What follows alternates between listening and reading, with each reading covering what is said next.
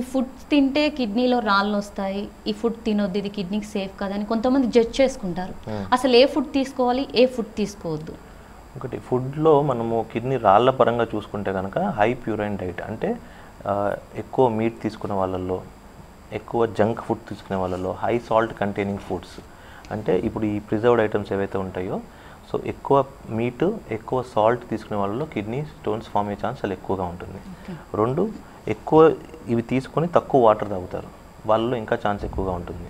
మూడు, physical activity లేని వాళ్ళలో కూడా ఒబేసిటీ, ఊబకాయం ఉన్న వాళ్ళలో కూడా కిడ్నీ స్టోన్స్ ఫామ్ అయ్యే ఛాన్స్ ఎక్కువగా ఉంటుంది. సో ఓన్లీ డైట్ ద్వారా మనం స్టోన్స్ని ప్రివెంట్ చేయొచ్చా అంటే no, it is only one step. ఒకటి, హెల్తీ డైట్ ఉండాలి.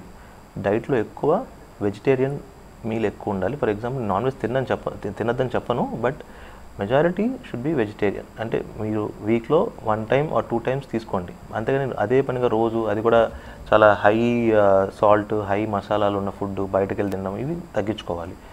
ఎంత తిన్నా దానికి తగినంత వాటర్ తీసుకోవాలి. రెండు, physical activity and avoid high salt containing foods, junk foods avoid చేయండి.